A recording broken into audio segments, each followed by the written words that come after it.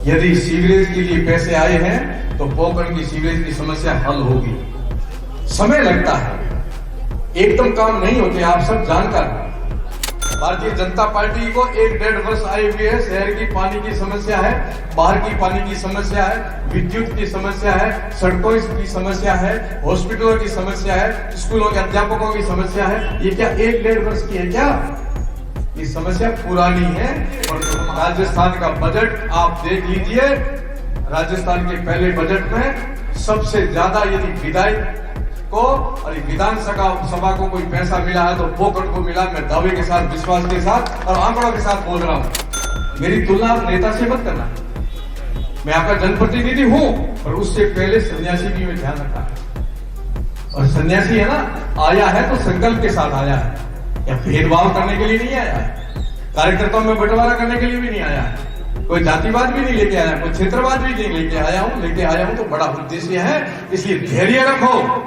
किसी नेता के सामने किसी नेता या सन्यासी की तुलना मत करना, वो बहुत बड़ी भूल है आपकी। कागजी घोषणाएं करनी होती तो पिछली सरकार ने जाते समय अंतिम वर्ष में की थी, और राजस्थान की सरकार ने पहले वर्ष में की। बोलो भारत माता की, रामदेव जी महाराज की। अभी जैसे हम पोखरण में प्रवेश कर रहे थे और जैसे गांधी चौक पर आए तो पटाखों की गूंज वो ये संकेत दे रही थी कि नई दीपावली आई है। और ये नई दीपावली किनके कारण आई हम सब जानते हैं। हमारे लाडले सांसद केंद्रीय मंत्री आदरणीय गजेंद्र सिंह शेखावत साहब ने जो हमारे सपने को साकार किया। लोग तो यूं कहते थे ये कपोल कल्पित हो सकती है, ठोठी घोषणा हो सकती है, पर आज उनको सटीक और सही उत्तर मिला कि भारतीय जनता पार्टी और गजेंद्र सिंह जी, मोदी जी जो कहते वो करके दिखाते, पर थोड़ा धैर्य आपको भी रखना चाहिए। इसलिए मैं पुनः आप सबके माध्यम से जोरदार तालियों से स्वागत करें एक बार माननीय मंत्री जी का, कि हम सबका सपना साकार किया। केवल हमारे ही सपना नहीं, मोदी जी का सपना, हमारे अपनों का सपना जो है भारत को विकसित भारत बनाना, विश्वगुरु भारत बनाना, उसमें मोदी जी की वो जो नवरत्न की टीम है, हमें गर्व है कि हमारे सांसद महोदय उस नवरत्न की टीम में से एक सदस्य हैं। ये हमारे लिए बहुत बहुत गर्व की बात है।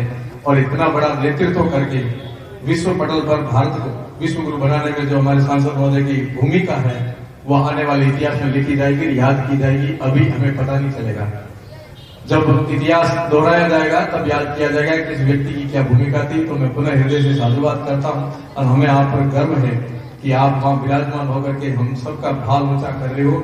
राजस्थान का नहीं, पूरे भारत का करने से पुनः आपको बहुत बहुत बधाई और बहुत बहुत मंगल कामना करते हैं हम सब लोग आपके लिए। अभी मैं आपके पास बैठा था और हमारे मंडल अध्यक्ष जी कुछ चर्चा कर रहे थे कि पोखरण को क्या दिया। पोखरण ने जो आशा की थी उससे भी ज्यादा भारतीय जनता पार्टी राजस्थान सरकार ने दिया। ये भी घोषणाएं कागजी घोषणाएं नहीं है। कागजी घोषणाएं करनी होती तो पिछली सरकार ने जाते समय अंतिम वर्ष में की थी, और राजस्थान की सरकार ने पहले वर्ष में की। मैं मीडिया के माध्यम से आप सबको अवगत कराना चाहता हूं कि ये थोथी घोषणाएं नहीं है, ये कपोल कल्पित घोषणाएं नहीं है। यदि सीवरेज के लिए पैसे आए हैं तो पोखरण की सीवरेज की समस्या हल होगी। समय लगता है, एकदम काम नहीं होते, आप सब जानकार। योजना बनती है, धरातल पर उतरेगी। जब 5 साल हमारे पास में है तो पहले साल का बजट आया है ना, वो लगेगा। सीवरेज भी आपकी बनेगी पानी के लिए, जो शहर के अंदर बार बार आपको परेशानी हो रही है। ये 1 वर्ष की या 1.5 वर्ष की समस्या नहीं है। हाँ, आपका अधिकार है, आपका हमारे ऊपर विश्वास है, इसलिए आप कहेंगे, परंतु ये भी थोड़ा गौर करो कि जो समस्या है क्या 1-1.5 वर्ष की है क्या? भारतीय जनता पार्टी को 1-1.5 वर्ष आए हुए है। शहर की पानी की समस्या है, बाहर की पानी की समस्या है, विद्युत की समस्या है, सड़कों की समस्या है, हॉस्पिटलों की समस्या है, स्कूलों के अध्यापकों की समस्या है। ये क्या 1-1.5 वर्ष की है क्या? ये समस्या पुरानी है, परंतु हम आपको विश्वास के साथ कहते हैं कि 5 वर्ष के अंदर अधिकतम कार्य करके दिखाए, क्योंकि भारतीय जनता पार्टी जो कहती है वो करके दिखाती है। कितनी बड़ी सौगात दी है, मैं पुनः आपको मंच के माध्यम से कहना चाहता हूं, मुझे गर्व है इस बात का कि हमारे ऐसे लाडले सांसद हैं, हमारी पीठ के पीछे ढाल की तरह खड़े हैं। इसलिए हम भी विधानसभा के अंदर जाते हैं तो बड़े गर्व के साथ जाकर के और सम्मान के साथ हम मांगते हैं, और माननीय मुख्यमंत्री जी हमारे को देते, क्योंकि हमारी पैरवी करने वाले माननीय गजेंद्र सिंह शेखावत साहब है। जहां कहीं हमारा थोड़ा लगता है तो हम सीधा माननीय मंत्री जी को फोन करते हैं कि ये काम है साहब आप करिए, तुरंत हमारा काम होता है। इसलिए राजस्थान का बजट आप देख लीजिए, राजस्थान के पहले बजट में सबसे ज्यादा यदि विधायक को और विधानसभा को कोई पैसा मिला है तो पोकट को मिला। मैं दावे के साथ, विश्वास के साथ और आंकड़ों के साथ बोल रहा हूं, और यदि मिला है तो वो धरातल पर उतरेगा। 11 अरब 1100 करोड़ रुपए कम होते हैं क्या? थोड़ी कल्पना करना। पिछले वाली सरकार के 5 वर्षों में कोई लाया था क्या? आपका कैबिनेट मंत्री लाया था क्या? तो 1100 करोड़ यदि पहले वर्ष में आए तो हमारे पास अभी 3-4 वर्ष और पड़ेंगे, वो सब आएंगे और धरातल पर लगेंगे। ये 200 करोड़ सामान्य बात होती है क्या? लगता था लोगों को कि ये ऐसी बातें होगी, परंतु अब तो विश्वास हो गया ना। तो ठीक ऐसे आपको थोड़ा धैर्य, संयम और विश्वास रखना पड़ेगा। हम आए हैं तो काम करने के लिए आए और काम करके दिखाएंगे, पर धैर्य तो आप भी रखिए। थोड़ा धैर्य जरूरी है व्यक्ति के अंदर। काम होंगे, सबके होंगे, और मैं बार बार कहता हूं सबका होगा, सब कामों के लिए प्रयास करेंगे, पर तो सब काम हम करवा नहीं पाएंगे, क्योंकि ये सृष्टि का नियम है। कभी प्रगति रुकती नहीं है और कभी कोई सारे काम पूर्ण नहीं कर सकता। इसलिए जितने अधिक से अधिक होंगे हम काम करवाएंगे। आपके टाउन हॉल आया, कितनी बड़ी सौगात मिली है। आपके रामदेश्वर तालाब, आपके बांदलाई तालाब, उसके लिए हमने डीपीआर बनवाई 2.5 करोड़ के, और वहां पार्क बनेंगे, और आपका इसका चल ही रहा है। मैं और कोशिश करूंगा माननीय मंत्री जी के सहयोग से कि पोकरण के अंदर कोई कसर नहीं रखेंगे। मैं बैठा था और मेरे को लिख के सामने दिया एक और अच्छी योजना टैगोर कॉम्प्लेक्स के लिए। मुझे कहा आप चिट्ठी लिखिए, राजस्थान सरकार 3 करोड़ देगी इसमें, और आपने कहा 6 करोड़ मैं दूंगा, 9 करोड़ रुपए और आएंगे। आज की घोषणा, और ये थोड़ी घोषणाएं नहीं है, ये चुनावी घोषणाएं नहीं है, क्योंकि 3-4 साल हमें आपके बीच में रहकर के काम करना, हम थोड़ी घोषणा नहीं करेंगे। और जिस भाव से हम लोग आए, मैं तो कोई मेरी बड़ाई नहीं करना हूं, पर यदि 200 किलोमीटर दूर आया हूं आपके बीच में, तो सत्ता की लोलुपता के लिए नहीं आया हूं। इसलिए थोड़ा आप भी समझे, भगवे की भी मान मर्यादा आपने रखी है, आगे भी रखनी, थोड़ा धैर्य रखना। आपका कभी धैर्य डगमगाता है ना, तब हमें दुख और पीड़ा होती है।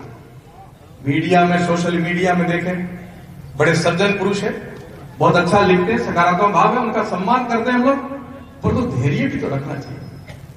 काम ऐसा कोई नहीं रहेगा जिसके लिए हम प्रयास नहीं करेंगे। हम प्रत्येक काम के लिए प्रयास करेंगे, प्रत्येक व्यक्ति के लिए करेंगे। इसलिए आप निश्चय रहे कि भारतीय जनता पार्टी की सत्ता है, और डबल इंजन का प्रमाण देखना तो ये देख लो आप।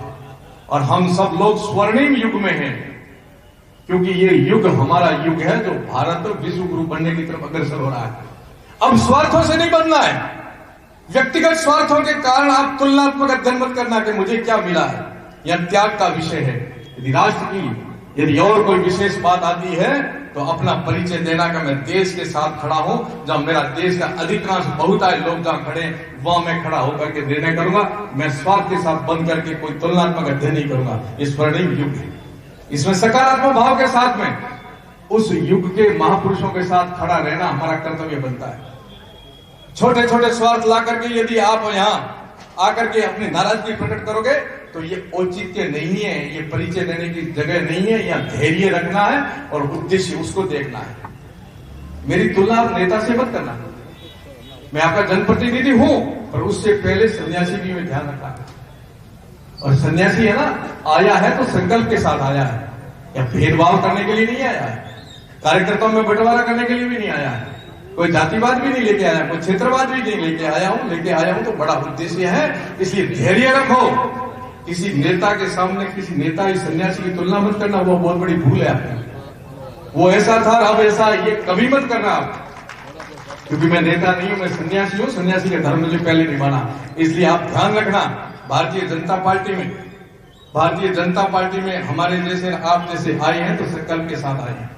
हम चाहना केवल एक ही रखते हैं, राष्ट्र की सेवा करने का सौभाग्य मिला है, इन जनता की सेवा करने का सौभाग्य मिला है, तो हम सौभाग्यशाली हैं और आपकी सेवा में कोई कोर कसर नहीं रखेंगे।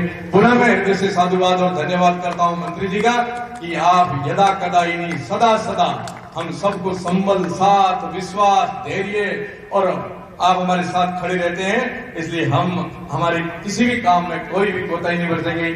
आज आपने जो स्वागत देखा ये प्रमाण है कि आप चाहे देर आए सवेर आए, पोकरण की जनता आपके लिए पलक पावड़े बिछा करके ऐसे ही आपको मिलेगी। और ये आपके इस कर्तव्य को हम बधाई और धन्यवाद देते हुए मेरी वाणी को विराम देता हूं कि आपने जो इतिहास रचा है, आप इतिहास पुरुष बन करके हमारे बीच में आए हैं। आइए हम सब लोग माननीय मंत्री जी को पुनः धन्यवाद देने के लिए जोरदार तालियां बजाएं और इस भाव के साथ जाएंगे कि भारतीय जनता पार्टी जो कहती वो करके दिखाती है, और जो घोषणाएं विध होती घोषणाएं नहीं होगी। जो बजट में आया वो धरातल पर उतरेगा और भी बहुत सारा बजट आएगा, पर धैर्य आपको भी रखना है। बहुत बहुत धन्यवाद। बहुत